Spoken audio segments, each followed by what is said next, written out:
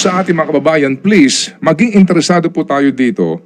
Kasi nang dahil din po sa dumi ng politika, kaya po nangyayari ito. Ito po yung resulta ng sobra din pong pagiging kahaman ng marami po sa ating mga opisyal ng gobyerno. Si Pangulong Marcos, basically po, ang sinasabi niya, it is the duty of the state, gobyerno. Kaya niya kinukumpara sa Japan ang Pilipinas. Sa Japan, yung mga tao doon, yung basura nilalagay sa bulsa, pag uwi sa bahay, tsaka nilalagay sa basurahan kasi efficient daw po yung garbage collection, right? So, sino gumagawa noon? It's the government. Trabaho ng mayor yan eh. Trabaho na mayor. Trabaho ng in-charge sa basura. Kahit na po ano pang panawagan ng mga mayors na makipagtulungan po naman tayo, paano nga kung walang disiplina yung tao? Okay, multahan mo ng 5,000. Pag hindi nakapagbayad, bigyan mo ng penalty. Maglinis ka sa estero o community bigyan mo service, ng ilang magbayad araw, ka.